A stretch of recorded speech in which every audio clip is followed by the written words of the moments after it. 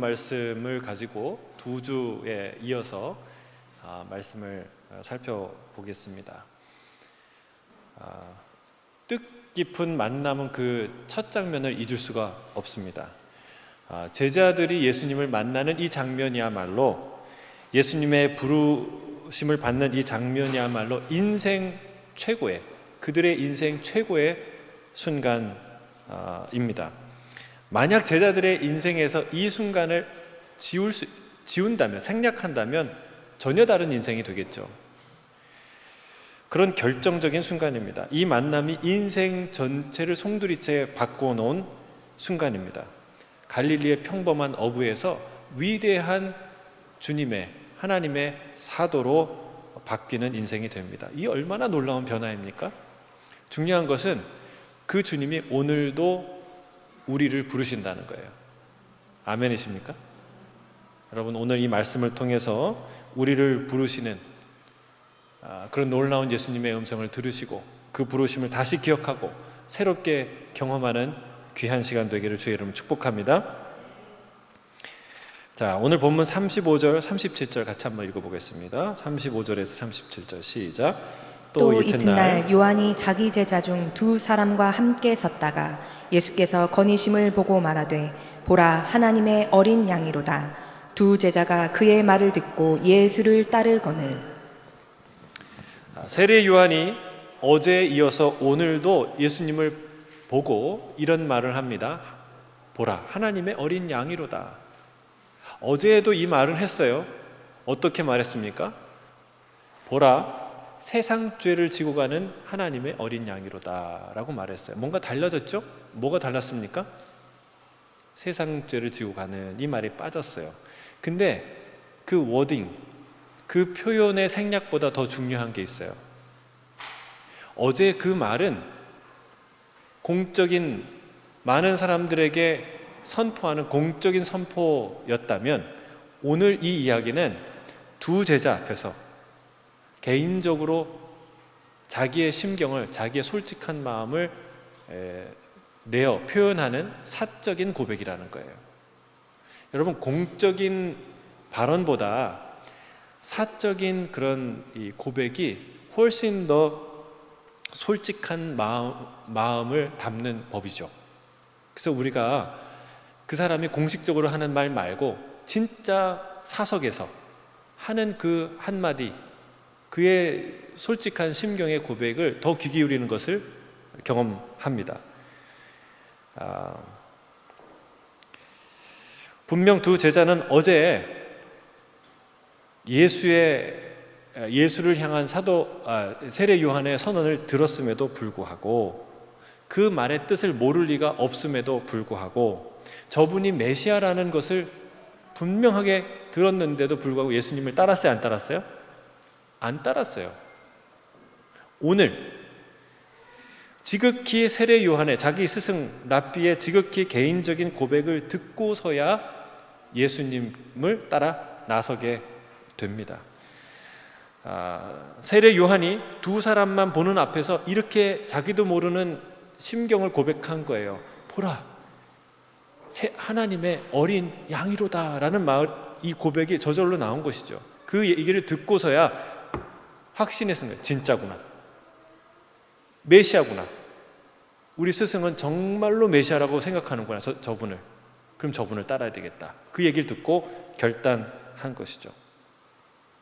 사람들의 마음을 움직이는 것이 이런, 제가 지금 하는 것처럼 대중적인 연설을 통해서 사람들이 믿음을 갖고 변화된다고 생각해요. 하지만 진짜 사람의 마음을 움직이는 것은 한 개인의 솔직한 고백입니다.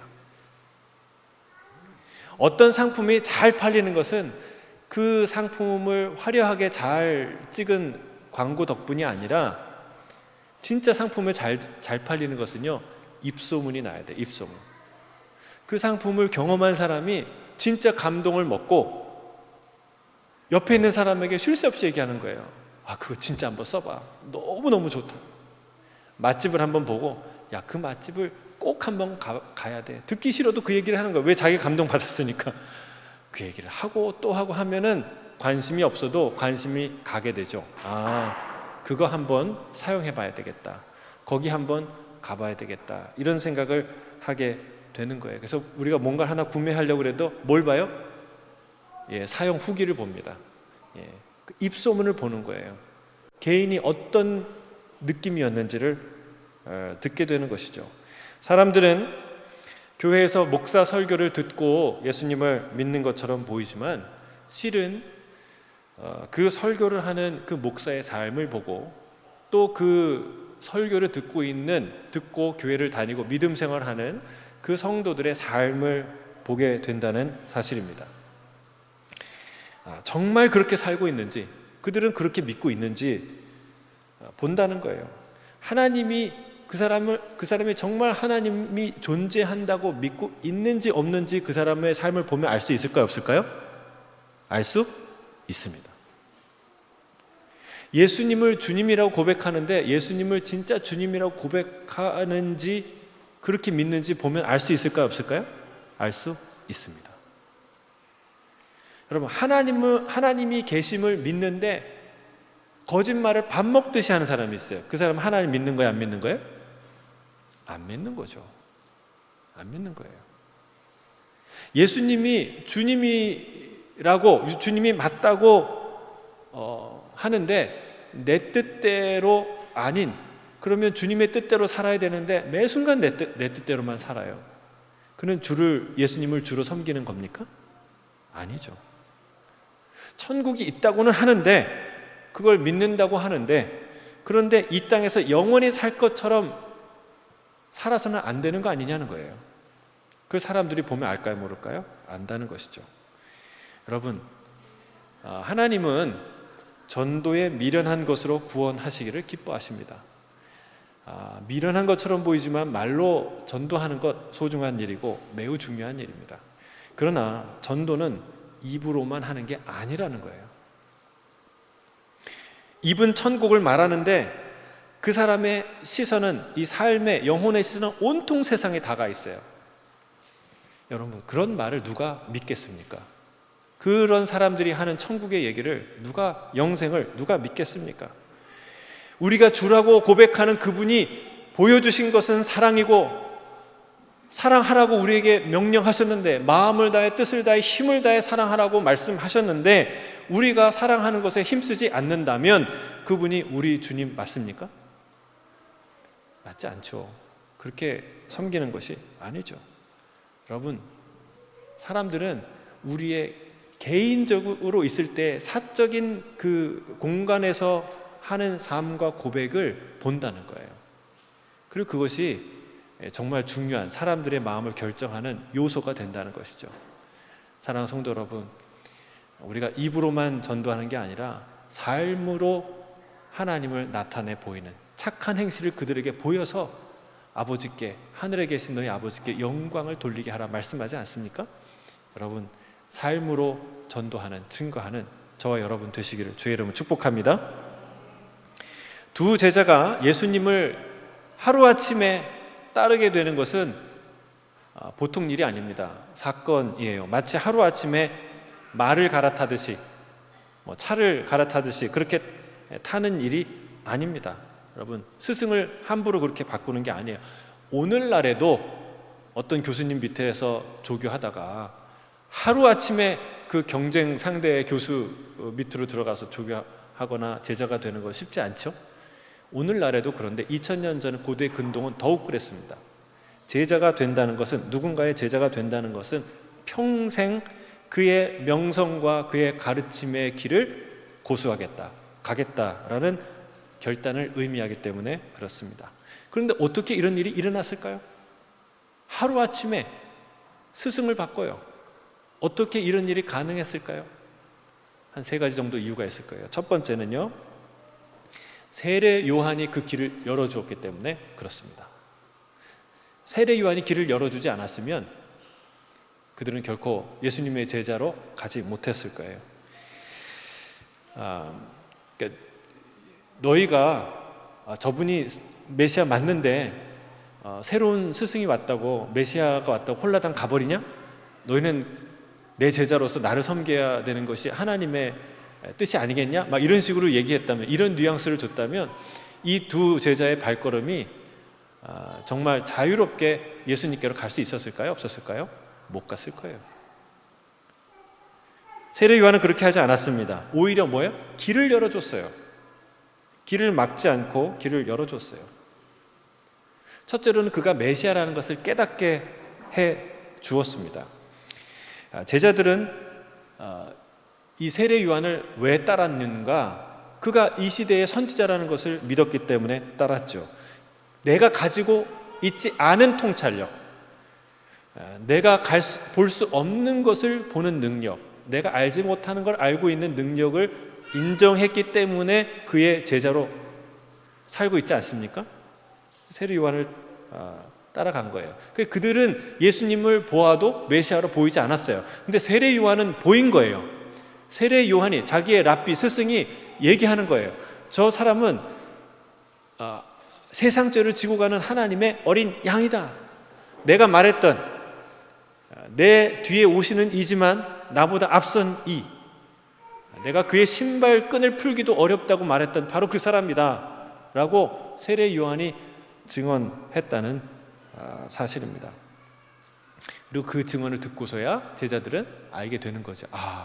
저분이 메시아로 온 분이구나. 여러분, 제자는 누구입니까? 스승의 가르침과 스승의 비전과 꿈을 승계하는, 따라가는 사람들이에요. 그럼 세례 요한의 꿈은 무엇입니까? 세례 요한의 꿈은 메시아의 길을 예비하는 것이에요. 내가 왜 여기 있느냐? 나는 광야에 외치는 자의 소리다. 그분이 오실 길을 예비하는 것이 나의 사명이다 라고 말했다는 거예요. 그러니까 메시아가 그 세례 요한의 존재 이유였어요. 그런 메시지를 들었어요. 그런 증언들을 들었어요. 근데 그가 그렇게 말하던 메시아가 여기 왔다는 거예요. 저분이 메시아라는 거예요. 여러분, 그러면 이 제자들은 누굴 따라야 되겠습니까? 어떤 꿈과 비전과 사명을 따라가야 되겠습니까? 예수님을 따라가야죠. 메시아를 따라가야죠. 그러나 여러분, 그렇게 말해놓고서 자기를 매일같이 수족처럼 그림자처럼 따라다니는 제자들이 홀라당 가버리면 여러분, 이 남겨진 스승의 마음은 허전할까요? 안 허전할까요? 허전하죠. 여러분, 아들, 딸들이 좋은 선남, 선녀 만나서 결혼하면 기쁜 일인데 허전하잖아요. 그렇죠? 그래요. 그래서 야, 너는 그래도 예수님이 나타났다고 어떻게 하루아침에 가냐? 여러분, 이렇게 하면 못 간다는 거예요. 그러나 여러분, 세례 요한은요, 정말 놀랍게도 길을 여는 사람이었지 길을 막는 사람이 아니었다는 거예요. 뒤에 우리 살펴보면 알겠지만 세례 요한이 뭐라고 고백하냐면, 지금 나는 기쁘다. 많은 사람들이 예수님께로 가서 내가 속상한 게 아니라 나는 이제 망했다 이 생각이 아니라 나는 기쁘다. 신랑의 친구가 결혼식에서 지금 막 결혼하는 내 신랑이 그 신랑의 친구가 내 친구가 결혼하니까 너무너무 기뻐서 흐뭇해서 그 기뻐하는 그 기쁨으로 내가 충만하다 라고 말하고 있다는 사실입니다. 여러분, 이게 진짜 예수님 만난 성령 충만한 자의 마음인 줄 믿습니다. 진짜 성령 받은 사람은 어떤 사람일까요? 나만 성령 충만해야 되고 다른 사람은 조금 덜 충만해갖고 내가 뭐 예언도 해주고 뭐 이렇게 가르쳐주고 한 수 가르쳐주고, 사마리아의 그 마법사였던 시몬처럼 내가 막 기도하면 막 기적이 나타나고 은사가 나타나고 그랬으면 좋겠다, 이런 마음을 갖는 사람이 성령 충만한 사람인가요? 그렇지 않습니다. 성령 덜 충만한 사람이에요. 성령 충만한 사람은 다른 사람도 다 나처럼 성령 충만하길 바라는 마음을 갖고 있는 사람들이에요. 모세가 그랬습니다. 모세가 자기의 명령을 따르지 않고 자기의 진영에 그대로 남아있던 장로들이 이 모였던 그 장로들과 함께 똑같이 하나님의 영, 성령을 충만하게 받아서 예언을 하기 시작했는데, 이것을 소식을 듣고 그 여호수아가 그 예언을 그치게 할까요? 질문하는 그에게 모세가 이렇게 얘기합니다. 같이 읽겠습니다. 민수기 11장 29절 시작. 모세가 그에게 이르되 내가 나를 두고 시기하느냐? 여호와께서 그의 영을 그의 모든 백성에게 주사 다 선지자가 되게 하시기를 원하노라. 야, 네가 나를 위해서 시기하냐? 그럴 필요 없다. 나는 모든 사람이 나와 같은 성령 충만한 하나님의 선지자 되기를 간절히 바란다. 할렐루야. 여러분, 이게 예수님 만난 사람의 마음이고 성령 충만한 자의 마음인 줄 믿습니다. 여러분, 길을 여는 사람, 길이 되는 사람이 돼야지 길을 막는 사람이 되어서는 안 된다는 거예요. 여러분, 우리는 어떤 길을 열어주는 사람입니까? 예수 그리스도께로 가는 길, 그거를 부지런히 열어주는 사람이에요. 나를 통해서 누굴 만나야 돼요? 여러분, 예수님을 통해서 나를 만나는 게 아니에요. 여러분, 예수님을 제가 이렇게 소개한다고 여러분 여기에 모아놓고 나를 따르라고 하는 것은 가짜 목사예요. 가짜 리더예요. 가짜 선지자예요. 진짜 그리스도인들, 진짜 사명자는 여러분, 내가 아니라 예수님을 따라가십시오. 예수님을 붙드셔야 됩니다 라고 말하는 것이 진짜 참 목자라는 거예요. 우리가 해야 될 일이에요. 그게 그리스도인의, 참 제자된 그리스도인의 사명이라는 거예요. 오늘 본문에 나오지만 예수님을 시몬에게, 베드로에게 소개한 사람 누구예요? 안드레죠. 안드레가 먼저 주님을 만났어요. 그리고 안드레의 소개가 없었으면 베드로는 예수님을 못 만났을 수도 있었어요. 그런데 실상 누가 더 위대하게 됐습니까? 베드로 형님이, 나보다 뒤늦게 예수님 만난 그 형님이 훨씬 더 위대한 제자와 사도가 되었어요. 여러분, 그래서 안드레가 시기했다고 성경에 말합니까? 아니 주님, 내가 먼저 아닙니까? 내가 먼저. 아니 형님한테는 왜 베드로라는 이름, 그 멋진 반석이라는 이름도 주시는데 뭐 좋은 이름 없어요? 저는? 안드레가 이렇게 말하지 않았다는 거예요. 형님, 아무리 그래도 형님은 내 다음이에요. 내가 먼저거든요. 이러지 않았다는 거예요. 여러분, 우리는 뭐예요? 통로예요. 길을 열어주는 사람. 누구에게로? 예수님께로. 그가 나보다 더 잘 될 수 있어요? 없어요? 없어요? 잘 될 수 있어요. 잘 돼야 해요. 그걸 기뻐해야 하는 거예요. 나보다 더 유명해지고, 더 영향력이 있어지고, 더 성령 충만한 존재가 되는 것을 기뻐할 수 있는 게, 그게 제자의, 성도의 삶이라는 것이죠. 여러분, 바나바가 그런 사람 아닙니까? 바나바가 소개한 사람이 누구예요? 바울이에요. 근데 바울이 어느 날 자기보다 유명해지고 영향력이 있고 말도 잘하고 말도 세지고 막 이래요. 사람들이 많이 따르고 그러면 이거 좀 두고 많이 컸네? 바나바가 그랬을까요? 아니에요. 기뻐했어요. 그와 동역하는 걸 기뻐했어요. 바나바는 착한 사람이라 말하고 있지 않습니까? 여러분, 우리는 어떤 사람이 되어야 됩니까? 길을 여는 사람, 길을 막는 사람이 아니라 누구를 향한?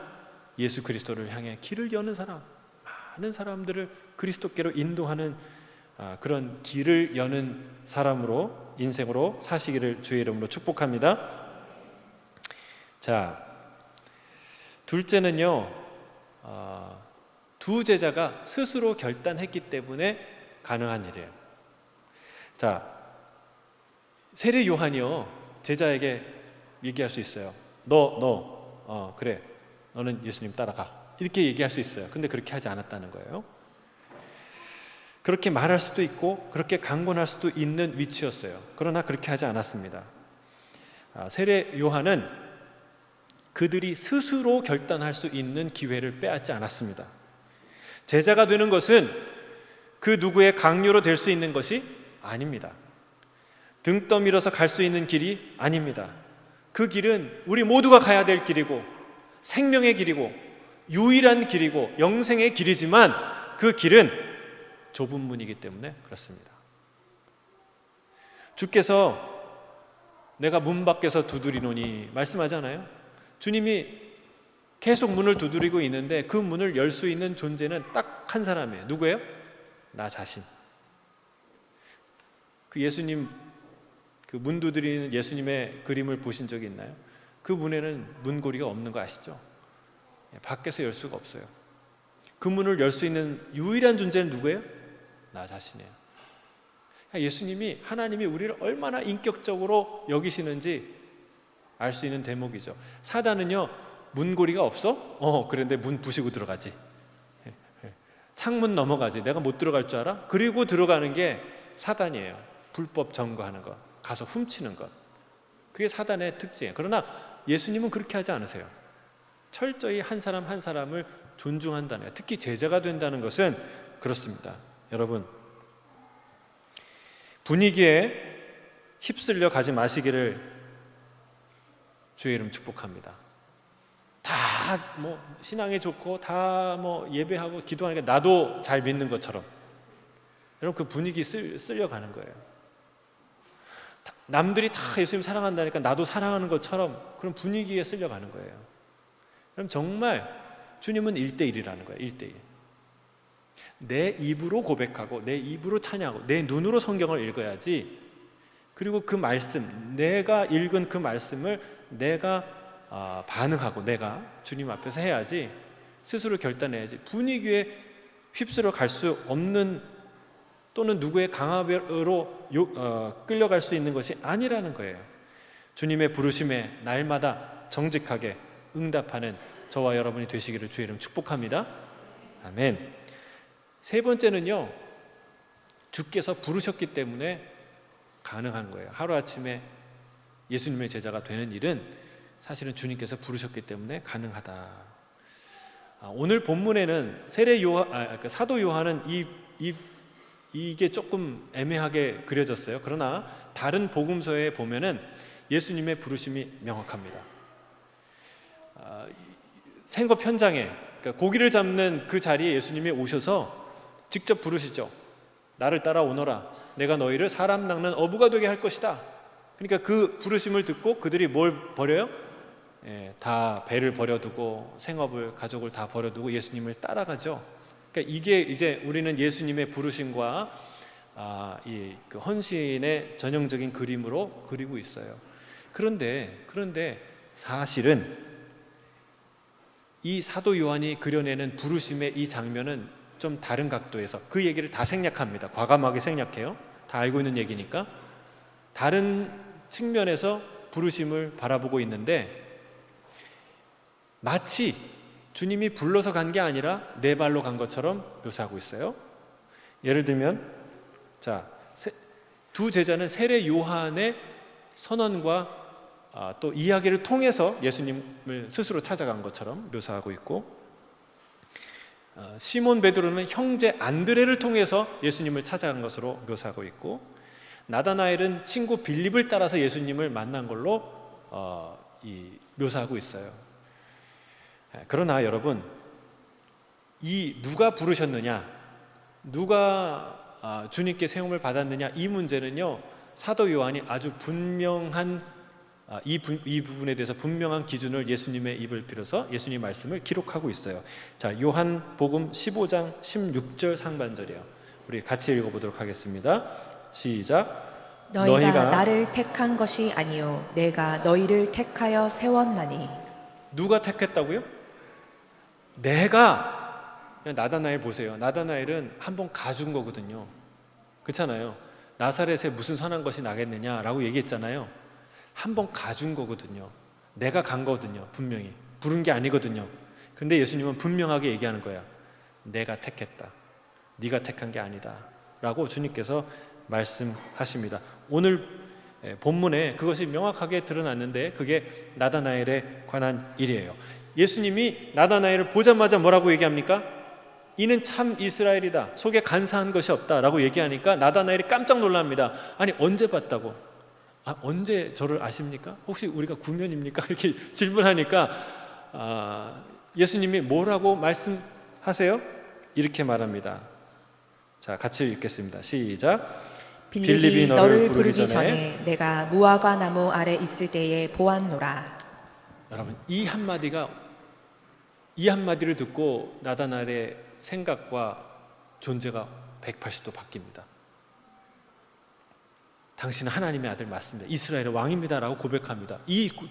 도대체 이 고백이 뭐길래? 여러분, 무화과 나무 아래에서 뭐 했을까요? 낮잠 자고 있었을까요? 아이고, 낮잠 자는 거 들켰구나. 당신은 그리스도이심이 하나님의 아들이심이 맞습니다. 그랬을까요? 아니죠. 여러분, 나다나엘은 그 무화과 나무 밑에서 아무도 알 수 없는, 오직 하나님만 알 수 있는 가장 은밀한, 가장 진실한 그 무언가를 고백했던 거예요. 여러분, 우리의 기도, 하나님이 우리의 기도를 들으신 줄 믿습니다. 다 들으십니다. 근데 또 한 가지 아셔야 될 건 우리의 기도를 아무도 엿들을 수 없다는 거예요. 여러분, 그거 아세요? 우리가 카카오톡도 하고 막 이러는데, 여러분, 그런 것들을 다 이렇게 도청하고 감청하고 이렇게 보는 게 쉽지가 않아요. 왜냐하면 다 암호화되기 때문에.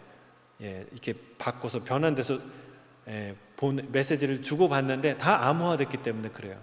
군대에 가서는 뭐라고 얘기하냐면 전화할 때마다 통신보안 이렇게 얘기를 해요.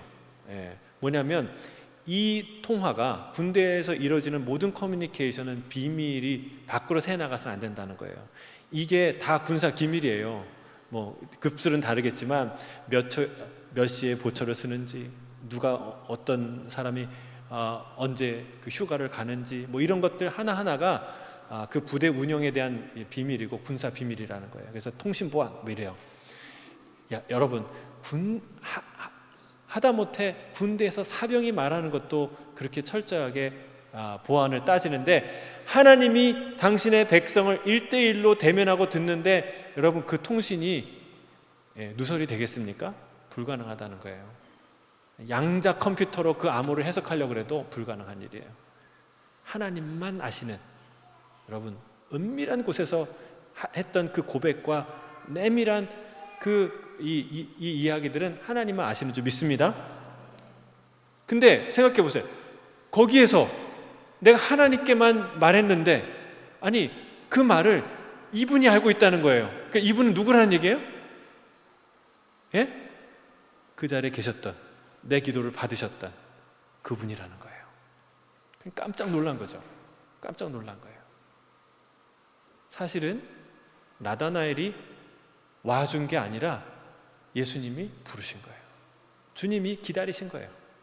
그의 고민을 알고 그의 기도를 알고 그 진실한 이스라엘을 향한, 하나님의 나라를 향한 그 순수한 열정과 기도와 눈물과 간절한 소망을 아시고 주님이 부르신 거예요. 할렐루야. 이 사도 요한, 이 요한복음이 이 제자들을 부르시는 장면이 좀 더 한층 깊이 있게 묘사하고 있는 대목이죠. 여러분, 우리가 주님을 찾아온 것 같지만 사실은 주께서 부르시지 않았다면 아무도 주 앞에 설 수 없는 줄로 믿습니다. 생각해 보십시오. 여러분, 우주 저 너머의 그 존재가 우리에겐 올 수는 있지만 우리는 여기를 떠날 수는 없어요. 빠져나갈 수 없어요. 우리가 기껏 올라가 봤자 어디예요? 대기권. 그렇죠?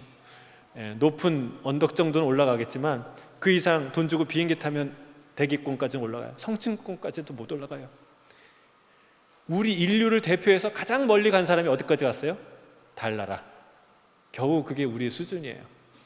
어떻게 태양계, 화성도 아니고 태양계를 벗어나는 것도 아니고 이 우주, 우리가 사는 갤럭시를 벗어나서, 그리고 다른 놀라운 크고 광대한 그 은하들을 넘어서 심대한 저 우주의 중심을 지나 우주 건너편에 있는 그 존재에 이를 수 있는 사람이 누가 있겠습니까? 불가능한 일이에요. 그분이 우리를 찾지 않는다면 우리는 주님을 만날 수 없어요. 근데 우리가 만났지 않습니까? 여기 그 제자들이 그 주님을 만난 것처럼. 할렐루야. 여러분, 이 사건은 보통 사건이 아니라는 거예요. 우리가 주님 만날 이 사건은 우주적인 사건이라는 거예요. 우주 너머에, 우주 심연의 그 건너편에 있던 그분이, 그 존재가 나를 찾아오신 사건. 얼마나 놀라운 사건입니까? 또한 여러분, 우리 이 부르심을 통해서 깨닫는 것은 주님이 그 사역의 첫 번째 하신 일이 한 사람을 불렀다는 거예요. 한 사람을 불렀다는 거예요. 대중적인 연설, 어마어마한 집회, 막 놀라운 기적, 이런 것으로 그분의 사역을 시작하지 않고 한 사람을 부르셨다는 거예요. 근데 이거는요 굉장히 중요한 사역입니다. 예수님의 사역에 있어서. 우리가 예수님의 사역을 보면 세상적인 기준으로 봤을 때 이런 생각이 들 때가 있어요. 왜 예수님은 저렇게 스케일이 작냐? 작으시냐? 왜 이렇게 이렇게 좀 이렇게 시원시원하고 큰 걸 안 하시고 왜 이렇게 작은 것에 연연하시냐? 이런 생각이 들 때가 있습니다. 여러분, 예수님이 결국 그 공생애를 마치고 남긴 사람 몇 명이에요? 12제자예요. 좀 기가 막히잖아요. 여러분, 이게 가짜 그리스도, 자기가 자칭 그리스도라고 하는 사람들도요, 그 사람을 위해 목숨을 걸고 함께 할 사람들이 수백 명, 수천 명이었어요. 근데 고작 12명이에요. 물론 500여 형제에게 나타났다고 하지만 그것도 뭐 대단한 스케일이 아니에요. 그렇죠? 뭐 한류 콘서트 한번 해보세요. 수만 명이 모이잖아요. 이게 예수님이 왜 이렇게 스케일이 작으시냐? 이런 생각이 들 때가 있어요. 여러분, 그 당시에 로마 제국의 심장인 이 로마에 오셨어야 되는데, 로마가 아니라 저 이스라엘 구석탱이에 있는 저 이스라엘, 그것도 이스라엘의 수도 예루살렘이 아니라 그것도 저 천구석에 있는 어디에? 나사렛. 왜 거기에 오셨을까? 왜 거기에? 왜 당대의 주님은 좀 유력 인사들을 만나서 전도할 생각은 안 하시고 그들을 회심시킬 생각은 안 하시고 왜 굳이 세리와 죄인들의 친구, 그들과 어울려 보내셨을까? 부활하신 주님은 대체 정말 그 놀라우신 이 부활, 죽음을 이기고 살아나신 그 주님이 대체 좀 영향력 있는 사람을 만나셨어야지 왜 자기를 버리고 도망갔던 실패했던 제자들을 굳이 찾아가서 또 그들을 만나시는데 40일을 보내셨냐는 거예요. 그 소중한 40일, 부활하신 예수님을 우리 실제로 만날 수 있었던 그 시간을 왜 거기에 다 쓰셨냐는 거예요. 그러니까 예수님을 보면은 조금 스케일이 작으신 것 같아요. 작은데 연연하시는 것 같아요. 근데 여러분, 우리가 이걸 알아야 돼요. 우리 예수님보다 더 스케일이 큰 사람 없어요. 아멘이십니까? 주님이 스케일이 작은 것이 아니라 한 영혼, 한 사람에 집중하신 거예요. 여러분, 우리는 이 규모, 스케일에 관심이 많아요. 더 큰 것, 더 높은 것, 더 화려한 것, 더 많은 것, 이것에 관심이, 마음이 끌립니다. 그러나 여러분, 스케일은 어디에서 나오냐? 디테일에서 나와요. 디테일에서 스케일이 나온다는 말이 있어요. 맞는 말이에요. 여러분, 식당을 차리는데 무조건 크게 딱 하면 대박 납니까? 대박이 안 나는 이유는 식당을 크게 안 차려서 그렇습니까? 여러분, 이 식당의, 음식점의 승부는요, 식당의 규모에 거는 것이 아니라 음식의 맛에 걸어야 되는 거예요. 맛을 내는 디테일이, 그 맛의 디테일이 살아 있어야 그 음식점은 대박이 나는 거예요. 1호점에 이어서 2호점, 3호점, 4호점이 이렇게 스케일이 커지는 것은 시간 문제라는 것이죠. 여러분, 저 거대한 우주선도 작은 나사 하나의 디테일에서 결정돼요. 작은 반도체 하나, 그 안에 있는 그 소프트웨어 하나하나에서 그 작은 그 디테일의 기술이 집약이 되어서 나온 결과라는 거예요. 지금 중국하고 미국이 반도체 전쟁을 하잖아요. 아니, 그 작은 것 하나를 왜 그것 갖고 싸웁니까? 왜 그래요?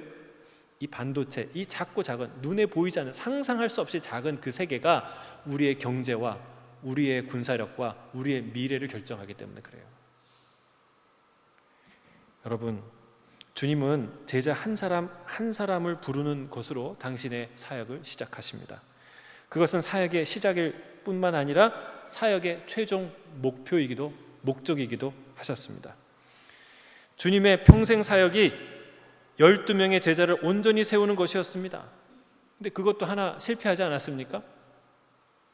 물론 놀랍게도 그 실패마저도 구속의 완성을 위해 사용하신 주님이셨지만, 여러분, 예수님의 사역, 그 삶의 궤적들을 보면 우리가 알 수 있는 것은 한 영혼을 세우는 것이 얼마나 중요한가, 한 영혼에게 주님이 얼마나 집중하셨는가 알게 된다는 것이죠. 여러분, 우리 교회도, 우리의 믿음의 삶도 그런 주님의 삶을 따라가는 저와 여러분이 되시기를 주의 이름 축복합니다. 우리를 부르신 목적 역시 그 마음으로 섬기라는 거예요. 우리를 부르시는 그 부르심 역시 그 마음에서 나왔다는 거예요. 한 사람을 소중히 여기는 그 마음을 알아야 그 주님을 사랑할 수 있고 그 주님을 신뢰할 수 있다는 거예요. 자, 오늘 본문 38절에 39절 읽겠습니다. 시작.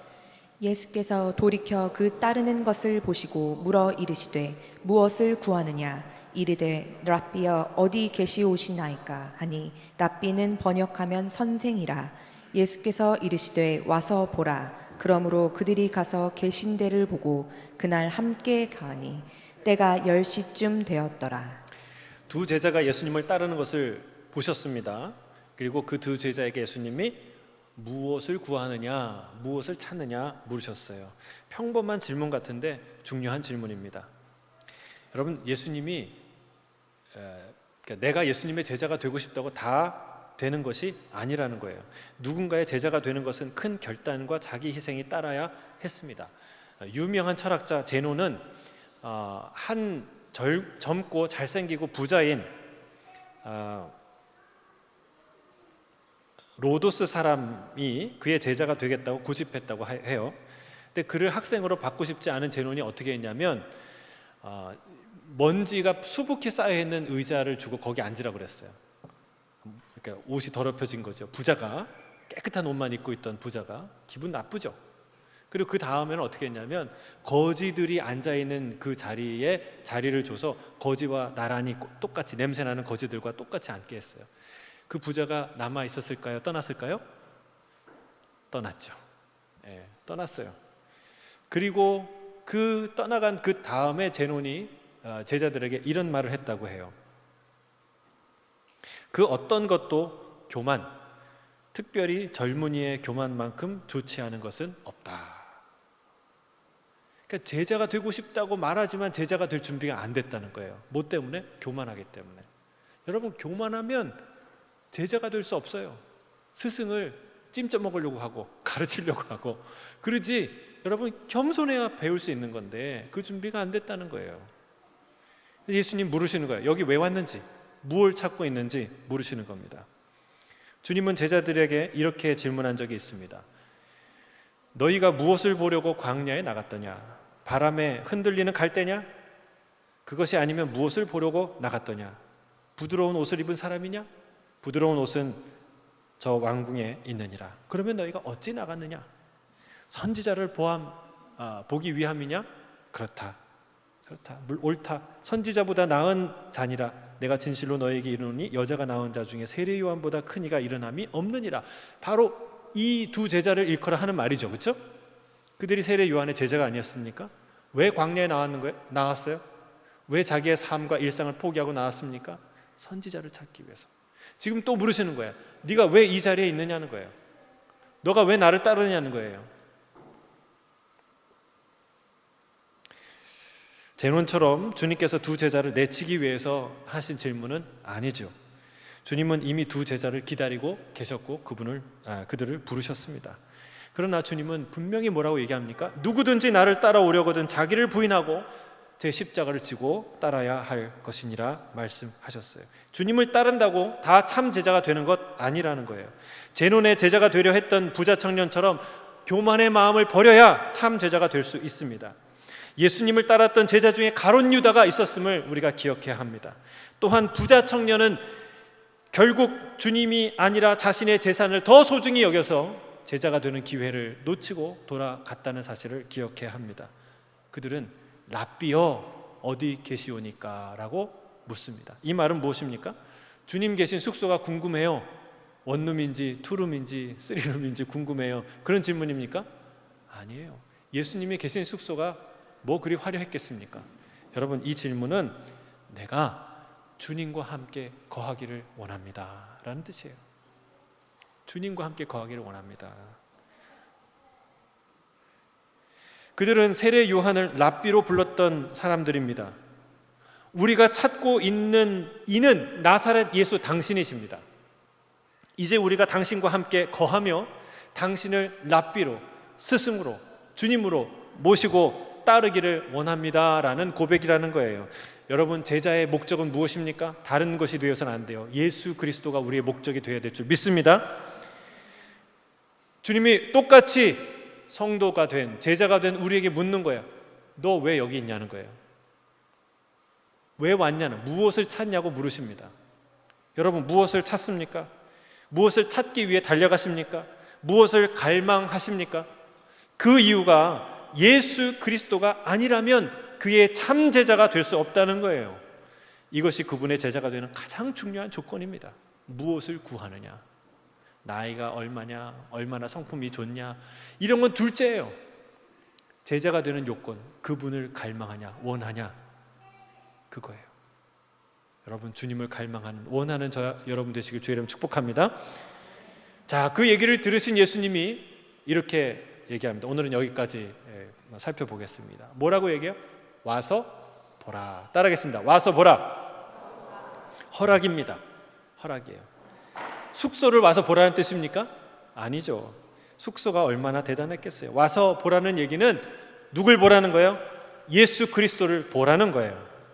그가 하시는 말씀을 듣고 그가 행하시는 일을 보라는 거예요. 여러분, 예수를 실제로 보고 들은 자는 다 인생이 바뀌게 된 줄로 믿습니다. 여리고성의 세리장이었던 삭개오는 예수님을 만나고 인생이 송두리째 바뀌었어요. 주님이 훈계하거나 야단치지 않았어요. 너 그렇게 살면 돼, 이 얘기 한마디도 안 했는데 그는 스스로 재산 절반을 다 가난한 자에게 나눠주겠다고 결단했어요. 변화된 것이죠. 사도 바울은 다메섹 도상에서 예수님을 만났어요. 네가 박해하는 예수다, 그 한마디를 듣고 그의 온 인생을 주님께 헌신합니다. 가는 곳마다 그 간증을 합니다.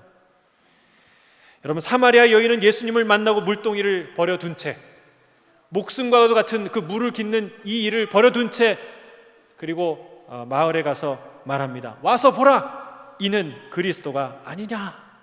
여러분, 예수님을 만난, 참으로 보게 된 자들은 변화되는 줄 믿습니다. 와서 예수 보시길 바랍니다. 와서 보셔야 돼요. 여러분, 예수 믿는 사람 때문에 실망하지 마시고, 일부 교회 때문에 실망한다고 말하지 마시고, 예수님, 그 말씀, 그 신앙의 대상인 예수님 자체를 만나시기를 주의 이름으로 축복합니다. 여러분, 다음 주에 우리가 살펴보겠지만 우리는 저마다 신앙으로 들어가는 진입 장벽들이 있어요. 나 그 교회 다니는 김 집사, 이 집사 때문에 예수 못 믿겠어, 이런 핑계 대지 말라는 거예요. 진입 장벽이 있어요. 그런데 여러분, 세상에 귀하고 좋은 것에는 다 있어요. 다 있습니다. 뭔가 좋은 걸 사려고 하는데 뭐가 비싸요? 값이 비싸요. 진입 장벽이죠. 뭔가를 간절히 하고 싶은데 능력이 없어요. 근데 뭔가를 할 수는 있는데 시간이 없어요. 여러분, 그런 진입 장벽들이 세상에 귀하고 좋은 것들은 다 있다는 거예요. 근데 정말 하고 싶은 것들은 그 장벽을 다 뚫습니다. 없는 돈은 마련하고, 없는 시간을 만들어내고, 여러분, 자기가 없는 실력은 계속 도전하고, 그래서 그 일을 하고야만 합니다. 그렇지 않습니까? 그런데 예수 믿는 거는 그렇게 진입 장벽을 탓하고, 그것 때문에 안 가고 저것 때문에 못 믿고, 와서 보라는 거예요. 누굴 보라는 거예요? 물론 예수 믿는 자들의 삶을 보는 것, 그거 중요하죠. 그러나 진짜 봐야 될 대상은 누구예요? 예수 그리스도라는 거예요. 여러분, 예수님 보시길 원하십니까? 예수님 보기 위해서 이 자리에 오셨습니까? 그걸 진심으로 원하십니까? 와서 보라는 거예요. 어떻게 볼 수 있나요? 여러분, 말씀이에요. 상상이 아닙니다. 여러분, 어느 날 계시로 막 그냥 꿈꾸듯이, 그게 아닙니다. 말씀은, 여러분, 예수님은 육신이 되신 말씀이라고 하셨어요. 성경은 다 나에 대해서 증거한다고 말씀하셨어요. 이 성경을 내려놓고 읽지 않고 한자도 보지 않고 예수님을 궁금해한다? 그건 가짜라는 거예요. 가짜. 그럼 와서 보라고 말씀하세요. 그럼 날마다, 그러니까 한 번 쑥 읽고 한 번 성경 공부하고, 나 예수님 다 안 것 같아, 여러분, 이럴 수 있어요? 아니에요. 여러분, 주님은 한 번 쑥 훑고 알 수 있는 분이 아니에요. 그렇죠? 매일 알아야 되고 알아가야 될 분이에요. 여러분, 와서 보라 말씀하십니다. 날마다 주님을 추구하고 그분을 따르고 그분을 주목하는 저와 여러분이 되시기를 주의 이름으로 축복합니다. 말씀을 정리합니다. 진실한 개인의 고백이 중요합니다. 사람들은 우리의 공적인 말이 아니라 개인적인 말과 삶을 통해 주님을 만나게 될 것입니다. 우리는 사람들이 그리스도에게 가도록 길을 열어주는 사람, 길을 막는 사람이 아니라 열어주는 사람이 되시길 주님 축복합니다. 기쁨으로 그 일을 감당해야 될 줄 믿습니다. 주님께 가는 것은 개인이 결단해야 하는 일이며 주님께서 부르셔야 가능한 일인 줄 믿습니다. 오직 예수 그리스도를 구하는 저와 여러분 되시기를 주의 이름으로 축복합니다. 영광의 주님을 온전히 바라보는 자마다 주님의 참된 제자가 되는 영광을 얻게 될 줄로 믿습니다. 아멘. 함께 기도하겠습니다. 사랑하는 주님,